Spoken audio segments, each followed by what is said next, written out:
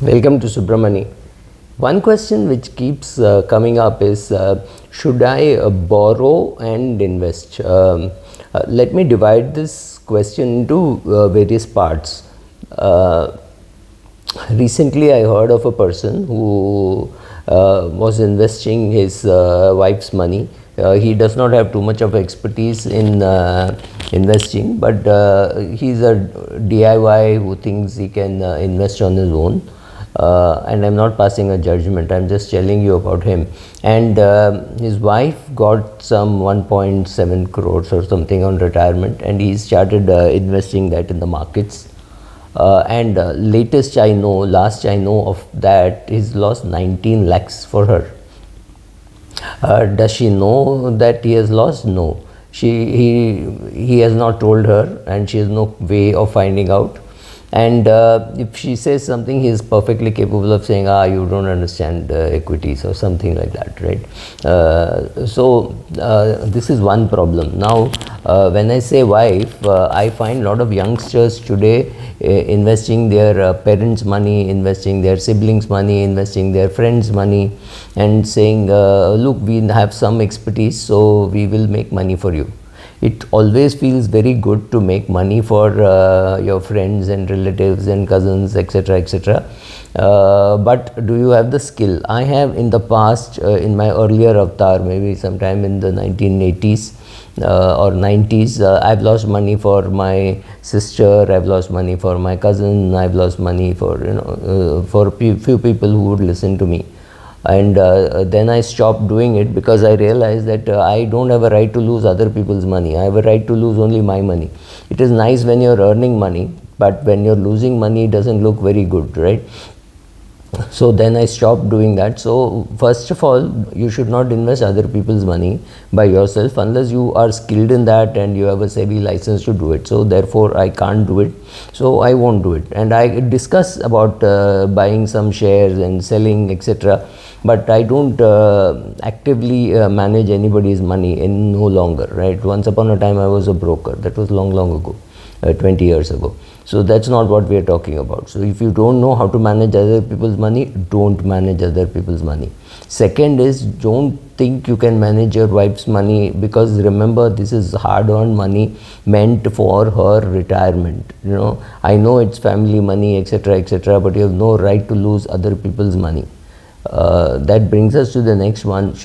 Even if it is was it worth the sacrifice that you did not consume it at all, and today maybe you started at the age of 35 when you invested, today you're 75, so you're just counting your money, you've not used it, right? So it's very difficult to say how much you should, you only know how much you're earning, how much it should earn, how much should be the compounding, what should you do to protect the downside, how much of insurance you have to take. All this is IQ.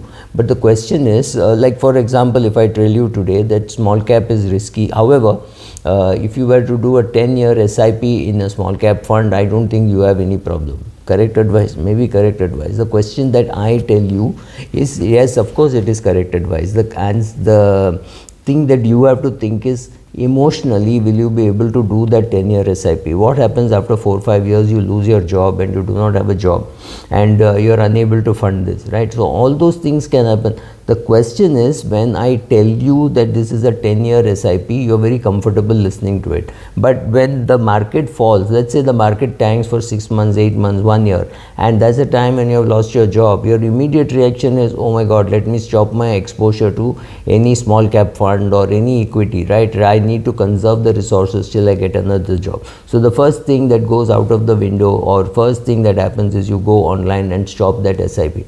So the very purpose of starting that SIP as a 10-year SIP was to ensure that during bad markets and good markets, you will continue to invest. So by stopping at that time, and then there's a, let's say there's a boom in the market, and you could have acquired more units for the couple of years, and then there is a boom in the market, and everybody gets rewarded. That's a time when you may have even removed the money, so you're not participating in the markets going up.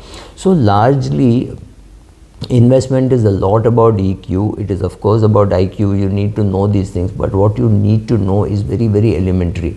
Like I said, I don't even have to go into it. There are enough websites, etc. will tell you what. But the problem is we fall victim to videos. We fall victim. In fact, SEBI has taken an action against a few YouTubers. I'm yet to see the full report, but yeah, they've taken some action which was absolutely necessary, because what is passed off as educational, oh, I do educational work.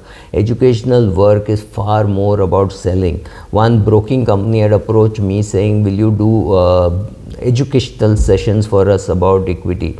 I said, what is your take? And he said, no, we will get a lot of women and men coming to attend it, more targeted towards women, and by the time they leave the place, we would have done their KYC, opened their account, etc., all completely free, and we are paying them for the snacks and the tea, and we'll.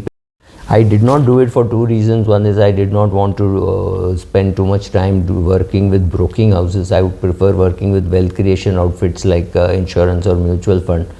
But brokerage houses never attracted me. I've been a broker, I've done that, I still do trades.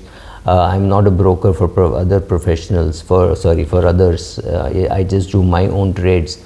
I realized that there is a huge conflict, and in this many gullible women were being introduced into broking, and they were obviously assigned RMs who said, oh madam, ye kar do, F&O kar do, and things like that, and many women were falling prey to it. I did not want to be party to it, so I said no, and they are of course doing it with others. Maybe they are using their own staff members. But they are selling brokerage accounts, etc., and they're selling, obviously they're selling F&O, right? So all those things are happening. The question is, do you want to be participating in something like that? So I'm against very aggressive marketing of any product, and especially so financial products. So check out what is happening, check out your EQ while investing, make sure that you are emotionally stable while investing. All those things are important in the wealth creation journey that we are all embarking upon. Thank you.